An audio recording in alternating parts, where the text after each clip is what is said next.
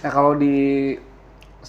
bukan disamakan, kalau membahas tentang masyarakat Madani di Hmm. zaman Nabi, apakah sama dengan di Indonesia atau khususnya di Kuningan lah keberagaman ini?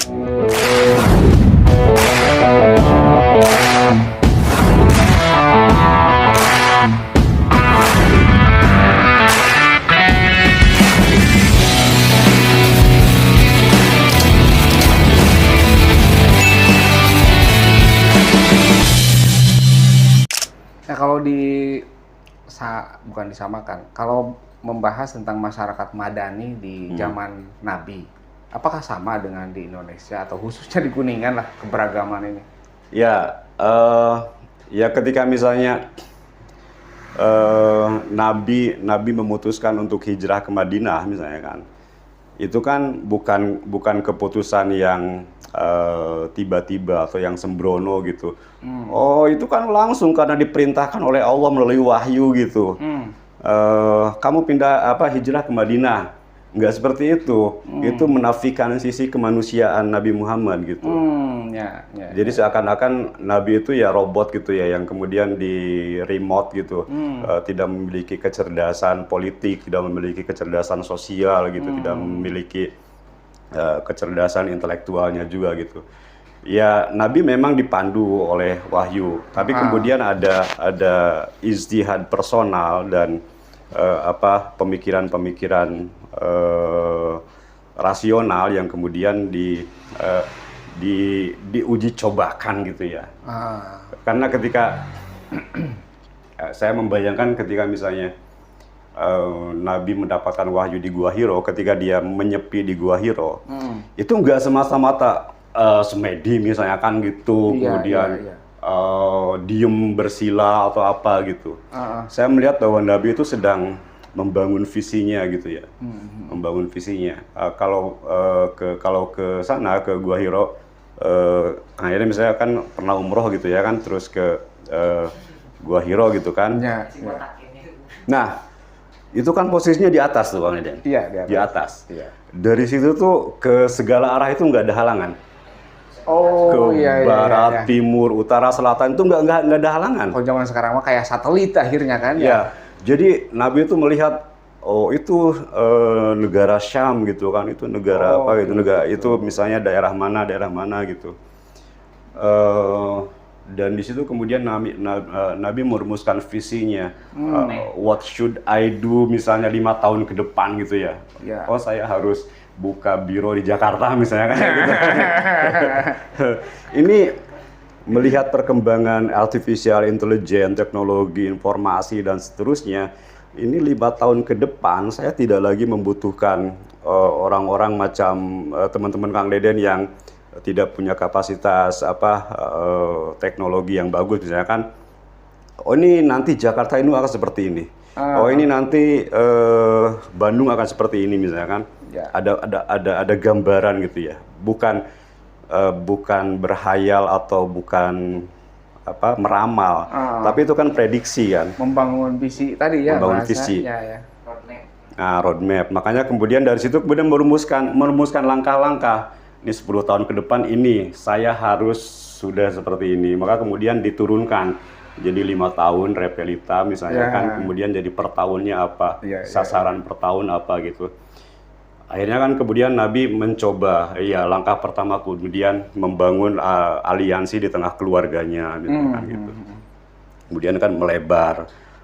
Siapa yang dibidik nih? Oh politisi gitu kan misalnya. Oh sejarawan. Abu Bakar kan termasuk sejarawan misalnya kan. Pengusahanya kita bidik juga gitu kan. Lalu ini harus meluas nih ke tempat yang lain. Mencobalah ke Taif gitu kan. Di Taif ternyata nggak diterima, bahkan dilempari gitu. Itu kan bagian dari trial and error gitu. Itu bagian dari upaya politis Nabi Muhammad. Itu strategi politik juga gitu. Oh ternyata kalau saya cara dakwahnya seperti ini, mendekati masyarakat seperti ini, ternyata hasilnya seperti ini, gitu loh. Maka kemudian Nabi mencari lagi tempat-tempat yang lain yang kemudian ini akan menjadi tanah yang subur bagi Islam, misalnya.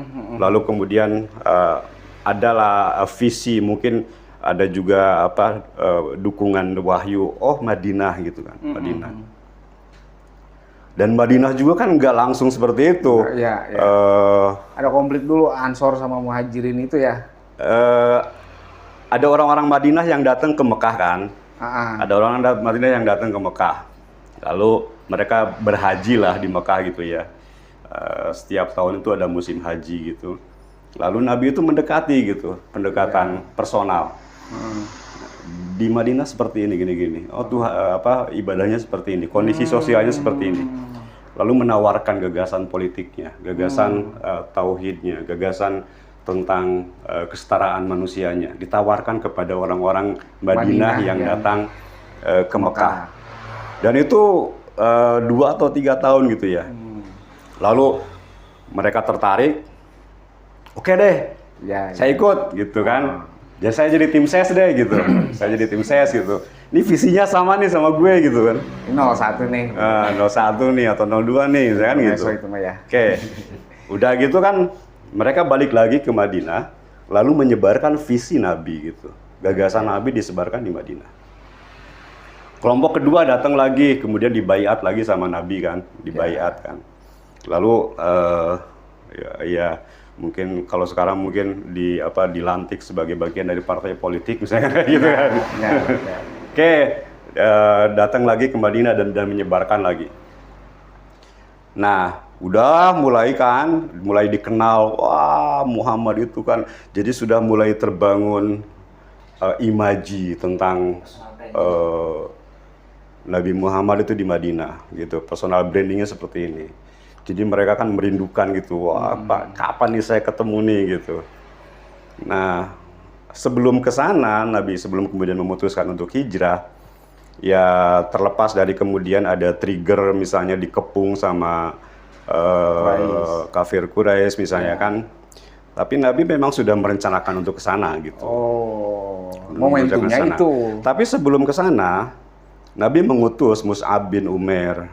Mus'ab bin Umair itu seorang sahabat, rupanya itu sama persis gitu ya, mirip dengan Nabi Muhammad dari sisi fisiknya, gantengnya gitu ya, kemerah-merahannya, rambutnya itu digambarkan dalam beberapa riwayat itu samalah dengan Nabi, dan dia masih bujangan gitu.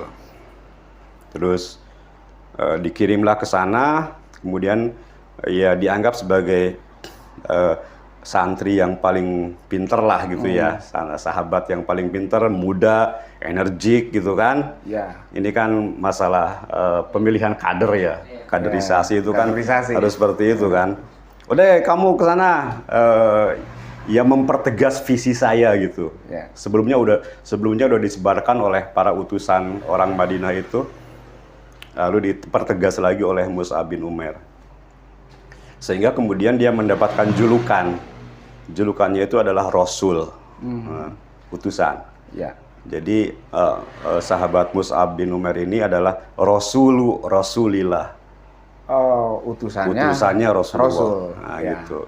Jadi dikondisikan dulu nih komunitasnya, dan itu komunikasi itu terus berjalan. Komunikasi itu, oh ini di Madinah ada kelompok Yahudi, di mana saja kelompok Yahudinya. Oh masih ada kelompok, misalnya kelompok yang animisme atau dinamisme misalnya. Atau ada kelompok yang musyrik juga. Terus politiknya dikuasai sama siapa, ekonominya dikuasai sama siapa gitu. Dan itulah yang kemudian dirumuskan menjadi, itu semacam menjadi database awal bagi Nabi gitu ya. Untuk merumuskan ketika nanti saya datang ke sana, itu saya harus melakukan ini gitu. Makanya kemudian ketika datang ya yang kemudian dibangun adalah aliansi komunitas Madinah, masyarakat Madani itu. Yang semua yang mereka beragam dari sisi agama, keyakinan, suku, budaya, tradisinya juga beragam. Bagaimana kemudian mereka harus disatukan dengan satu konsep. Ya, konsepnya ya Madinah itu. Bahwa kalian adalah semuanya warga Madinah gitu loh. maka semuanya harus berjuang demi Madinah. Semua kelompok harus berjuang demi Madinah. Kalau Madinah diserang oleh komunitas yang lain dari luar Madinah, maka semua harus ikut mempertahankan Madinah dan membela Madinah. Bukan membela Islam, membela Madinah gitu. Ya sama, misalnya sekarang ya kita disatukan oleh satu konsep Indonesia gitu. Pancasila. Kita disatukan oleh satu konsep Kuningan gitu. Jadi kalau ada yang mau ngobok-ngobok Kuningan misalnya kan, ya semua kelompok, semua warga dari berbagai etnis, agama, keyakinan yang berbeda ya harus bersatu gitu. Nah, kalau pertanyaannya gini kan, apakah kita bicara khusus di Kuningan aja ya, apakah dengan adaptif dengan budaya yang seperti itu gitu ya, apakah kita perlu mempertahankan itu? Kalau dari konteks tugas Kang Deddy mah kayaknya perlu mempertahankan itu. Tapi bagaimana ketika dari sudut pandang yang memang oke lah, kalau beda agama mungkin bisa ya keberagaman itu. Tapi ketika dalam Islam satu agama yang sama misalnya. Satu agama yang sama tapi berbeda-beda itu kayak tadi kan. Nah gimana tuh kita selaku masyarakat Kuningan harus bersikap seperti apa? Ya sebenarnya kan Al-Quran sendiri kan sudah menegaskan la ikraha fiddin qad tabayyana rusydu minal ghai. Ya. Bisa dijelaskan karena publik kan tidak sama kayak saya gitu kan. Iya. Siapa nih Dan? Jadi nggak ada kebebasan, nggak ada paksaan untuk beragama gitu. La ikraha fiddin. Oke. Jadi apakah kita kemudian harus kelompok Ahmadiyah kalian harus sama dengan kami gitu? Karena dibungkus Islam. Kalian harus sama. Kalau nggak sama udah deh kalian keluar aja. Kalian harus musnah misalnya. Apakah kita bisa agama seperti baru itu gitu? Ya. Kan nggak bisa. Karena apa? Keyakinan itu kan bagian dari hidayah. Ya. Maksudnya kita nggak bisa kemudian dengan berbagai dalil, pemikiran segala macam kemudian Kang Deden, udah deh ikut saya aja deh. Agama saya enak loh misalnya kan. Bisa kawin lebih dari 4 misalnya kan gitu. Ya. Nggak perlu repot-repot pakai mas kawin segala macam lah gitu. Enak kok gitu. Apakah kemudian dengan segala keenakan, kenikmatan itu kemudian Kang Deden mau kemudian untuk mengikuti agama saya misalnya kan kayak gitu. Saya bikin agama misalnya kayak gitu. Iya. Nggak juga kan? Iya. Jadi kita nggak bisa kemudian memaksa satu kelompok orang kemudian ya Syiah, Muhammadiyah, mau LDII, udah deh LDII bubar aja deh misalnya, nggak bisa gitu, karena mereka punya keyakinannya sendiri masing-masing gitu. Jadi semuanya silakan berkembang, semuanya silakan melakukan aktivitas, melakukan ibadah sesuai dengan keyakinannya masing-masing. Yang selama ini dikhawatirkan kan, wah itu nanti merusak akidah kami gitu. Nanti keluarga kami misalnya akan masuk golongan mereka. Ya jangan gitu cara pandangnya. Perkuat akidah keluargamu gitu. Perkuat keyakinan akidah komunitasmu. Iya. Itu loh. Iya. Kalau misalnya kita takut dengan kelompok yang berbeda, dengan kelompok keyakinan yang berbeda, berarti kita nggak percaya diri dengan apa yang kita yakini. Berarti Islam yang saya yakini ini Islam nggak yang ragu-ragu gitu, Islam yang abu-abu, yang nggak tegas, nggak membuat umatnya percaya diri gitu. Kalau istilah tadi mah nggak mengakar, nggak mengakar. Ya. Kalau misalnya kita nggak akidah, ibadah, ritual kita kemudian misalnya nggak mau diganggu atau misalnya anak-anak kita, aduh jangan sampai deh anak saya kemudian masuk kelompok tertentu misalnya. Ya perkuat dong. Ajari dari awal anak-anakmu itu, keluargamu itu. Jangan kemudian hanya diserahkan ke guru ngaji gitu. Jangan hanya diserahkan ke para kiai, di rumah juga harus diperkuat dia bahwa ini loh agama yang kita yakin itu ini. Ini ibadahnya ini, nabinya itu ini gitu kan.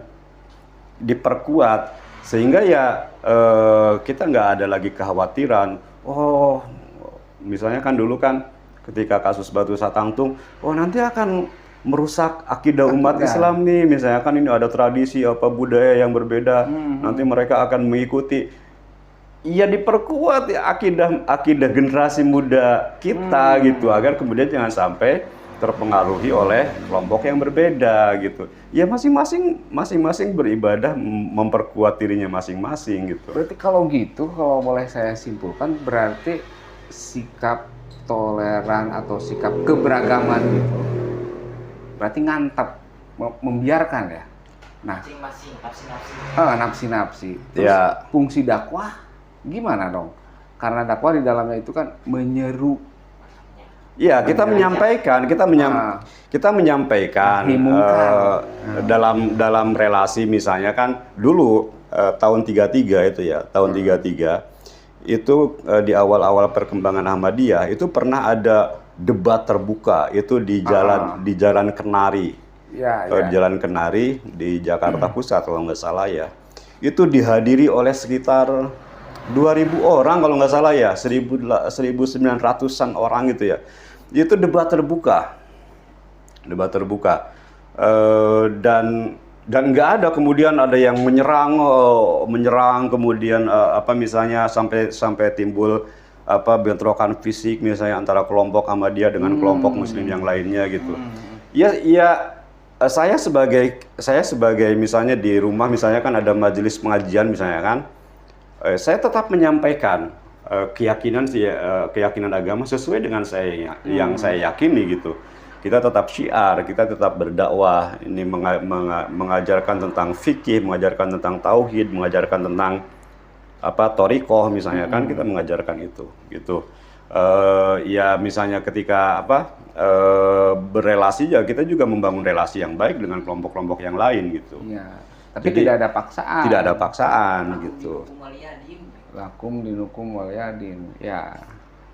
Iya sih. Memang posisi saya itu ya ya misalnya dulu kan ketika mengupayakan mediasi antara Akur dengan komunitas muslim ya saya dianggap sebagai pendukung Sunda Wiwitan misalnya, atau misalnya ketika yang kemarin ada penolakan jasa salanah di Manislor, itu saya dianggap sebagai pendukung Ahmadiyah gitu kan. Saya negara gitu, saya negara. Saya ini wakil Prabowo dalam urusan agama. Ya. Bukan Gibran. Enggak, maksudnya saya wakil negara. Representasinya kan misalnya kan presiden. Ya. Putusan khusus. Bukan. Saya dalam urusan agama, dalam urusan keberagaman, ya saya mewakili presiden. Maka standing point saya sebagai negara yang harus imparsial. Saya harus menegakkan dan menjamin bahwa semua warga negara terpenuhi hak-hak konstitusionalnya gitu loh. Konstitusi menjamin kebebasan beragama dan berkeyakinan, maka saya pemerintah harus menjamin bahwa hak mereka itu terpenuhi gitu. Itu ya kalau misalnya saya ini dari sisi wah berarti kan akidahnya nggak bener misalnya kan, itu pilihan. Saya memilih menjadi PNS ya, maka otomatis ya saya harus menjadi petugas negara gitu loh. Nggak bisa PNS apapun, tidak cuma orang Kementerian Agama, polisi, mau bupati, mau TNI, mau kepala dinas, mau kepala Kesbangpol, maka ketika dia menghadapi warga negara, dia tidak boleh berpihak. Misalnya berpihak pada ormas tertentu, nggak bisa. Di pilkada juga dilarang kan? Di pilkada juga dilarang gitu. Ya harus imparsial. Ya pernah sih ada yang bilang itu pas kemarin di Manislor, itu Pak Deddy itu di pihak kita atau di pihak mereka. Ini yang ngomong itu ya ASN lah gitu. Itu kan nggak boleh. ASN ya harus imparsial. harus berimbang ya, iya, imparsial itu. Nggak boleh. Oh saya di pihak Ahmadi, oh saya di pihak Muslim. Ya. Jadi gitu ya. Ya kesimpulannya berarti bukan ngantep berarti kan. Tetap ada seruan. Masalahnya kan nahi mungkar itu kan. Ketika itu ditafsirkan nahi mungkar itu harus kan nahi mencegah kemungkaran gitu kan. Kalau menyeru mah ya oke, gitu kan. Tapi mencegah kemungkaran itu. Ya itu kan ada tugas-tugas yang kemudian itu dijalankan oleh para alim ulama misalnya kan.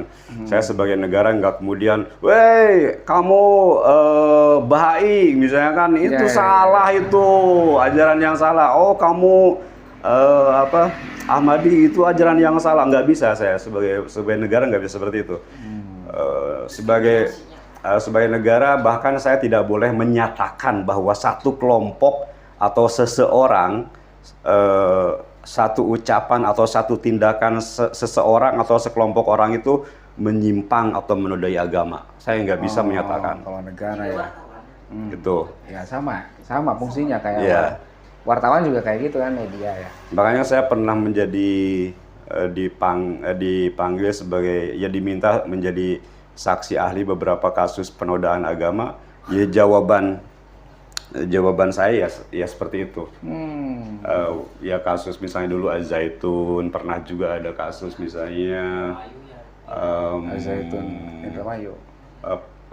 Penodaan agama yang di Menara 165, kemudian ada juga kasus yang pejabat yang menginjak Al-Quran untuk bersumpah gitu, itu kan kemudian diadukan ke kepolisian dan dengan pasal penodaan agama. Ketika saya dipanggil di BAP, ya saya jawab, saya Dedi Slamet Riyadi sebagai Kepala Subdirektorat Bina Paham Keagamaan Islam dan Penanganan Konflik menyatakan bahwa saya tidak berwenang, saya tidak memiliki wewenang untuk menyatakan bahwa ucapan atau tindakan seseorang atau sekelompok orang itu menyimpang atau menodai agama Islam misalnya. Sebaliknya, saya juga tidak berwenang untuk menyatakan ini loh ajaran yang benar. Tuh. Sebagai negara saya. Sebagai negara. Nggak boleh menyatakan ini yang ini, oh bener tuh ajarannya nih. Gitu. Nggak bisa. Kita sebagai negara, belum pribadi. Belum pribadi, iya. Gejolak mulai dalam diri. Ya, gejolak itu ditahan kan ya? Iya. Gejolak nurani itu ya. Iya gitu. Perlawanan batin. Oke lah, berarti nampaknya kita sudah bisa menyimpulkan sih mengenai keberagaman ini. Jadi ada menirukan masyarakat madaninya di zaman Nabi Muhammad ya. Iya. Ya berarti Kuningan ya harus tetap terjaga seperti itu. Iya, nggak apa-apa, keragaman itu menjadi hazanah, menjadi keistimewaan Kuningan gitu ya. Tinggal bagaimana kemudian mengolahnya ini menjadi apa ya? Menjadi magnet ya, menjadi rahmat, menjadi rahmat. Keragaman ini menjadi rahmat sehingga asik nih ke Kuningan. Saya merasa aman, saya aman berinvestasi di Kuningan misalnya, atau saya aman untuk berwisata ke Kuningan gitu, misalnya kan gitu. Ya. Saya akan, ketika saya berwisata ke Kuningan, saya akan mudah mendapatkan tempat ibadah misalnya kan gitu. Gitu loh.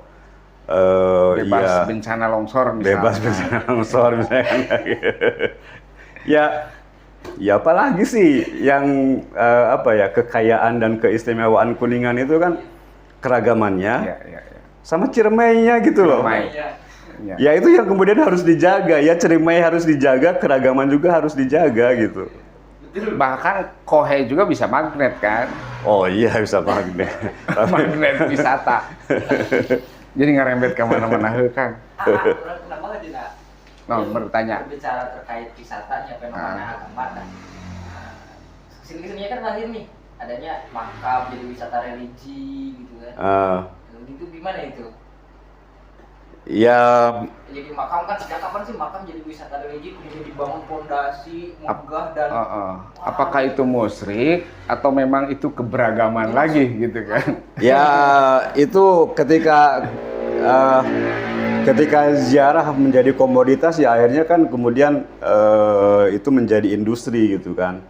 Jadi ketika banyak orang yang datang kemudian ya salah satu industri yang kemudian mendukung perekonomian Arab Saudi ya haji kan, umroh gitu kan. Nah, itu kan wisata juga dan ziarah kan, ziarah.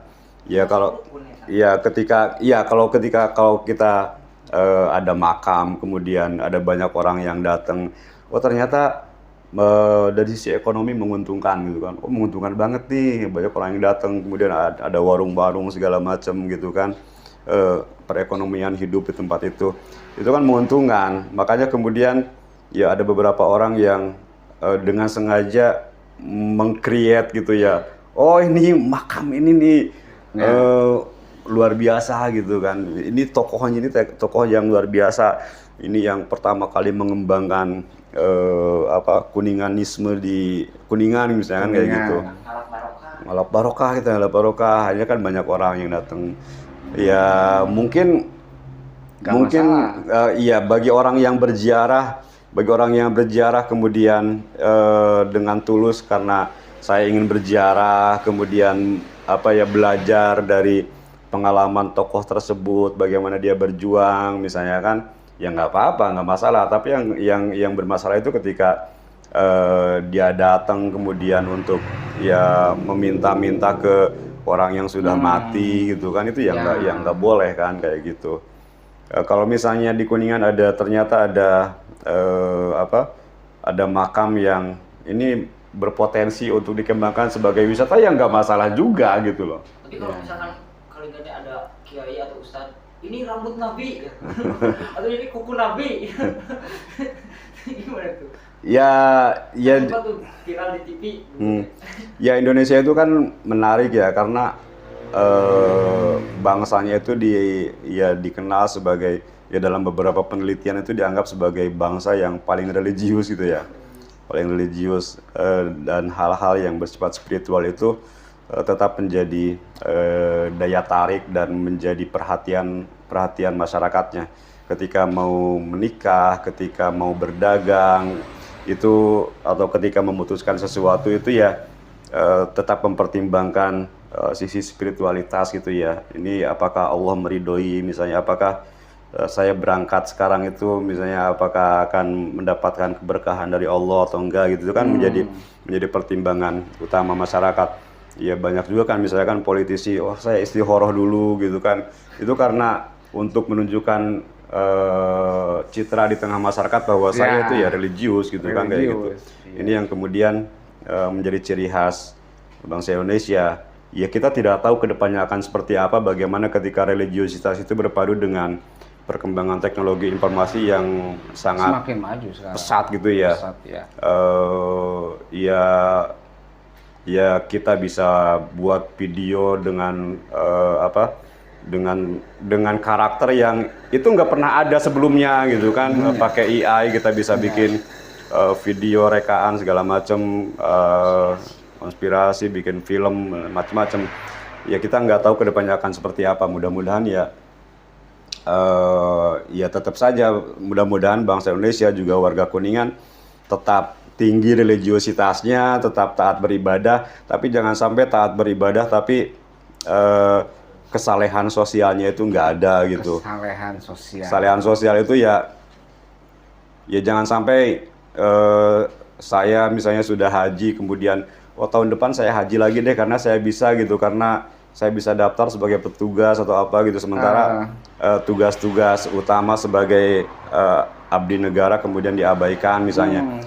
Atau yang bagi pengusaha yang misalnya ya warga yang dari sisi ekonomi sangat mampu gitu, kemudian setiap tahun berhaji atau misalnya umroh gitu, sementara tetangganya ada yang nggak sekolah gitu kan, nggak bisa melanjutkan pendidikan, atau karyawannya itu ternyata gajinya itu di bawah UMR misalnya. Ya kan ada juga kan pengusaha yang sering berumroh dengan kiai ulama besar gitu kan. Terus sementara jadi kesalahan sosial di bawah UMR ya, kesalahan sosial. Sementara karyawannya kan di bawah UMR misalnya, atau ada anak-anak karyawannya yang nggak bisa menyekolahkan anaknya karena gajinya hanya cukup untuk makan misalnya, kan kayak gitu. Itu kan kesalahan sosial gitu loh. Itu ada hadis Nabi yang seorang mumin itu ya tidak pantas dia disebut sebagai mumin ketika dia kenyang sementara tetangganya itu kelaparan gitu. Nah, sayangnya itu dimaknainya harfiah gitu. Harfiah itu urusan makanan gitu. Jadi kalau saya punya makanan berlebih ya saya bagikan ke tetangga. Nggak cuma itu. Anak-anak saya misalnya S2, S3 bahkan semuanya misalnya kan. Sementara ada anak tetangga SMP yang SMP susah juga enggak karena enggak punya ongkos misalnya. Itu termasuk dalam kelaparan gitu loh. Iya. Ada anak saya itu misalnya keluarga saya sudah punya penghasilan semuanya, bekerja semuanya, sementara ada tetangganya itu pengangguran karena mengajukan lamaran kemana-mana nggak diterima, dan itu kemudian kita biarkan, itu termasuk kelaparan gitu loh. Dan nggak semestinya seorang mukmin itu ya dia kenyang sementara tangannya kelaparan, tapi kelaparannya itu bukan cuma kelaparan perut gitu, kelaparan akal, kelaparan pikiran, kelaparan pekerjaan gitu loh. Terus juga rokok gerung, akal gitu kan ya. Jadi ketika ada satu orang yang akalnya melesat gitu, sementara yang lain belum melesat, itu juga sama gitu kan ya. Jangan sampai kita punya banyak pabrik, banyak toko, sementara tetangga kita masih rumah pun nggak punya gitu. Banyak toko, banyak pabrik ya. Oke lah, Kang. Kayaknya kita lobet. Baterai lobet. Ya, yang penting pikiran kita nggak lobet lah. Ya. Yang penting pikiran kita nggak lobet ya. Oke, kalau baterai boleh lobet. Gitu kan. Kalau pikiran nggak lobet kan, ya kita bisa mencari celah-celah gitu ya. PAD kecil kita cari celah-celah yang lain kayak gitu. Nggak kamen ya. Mudah-mudahan. Untung baterainya lobet.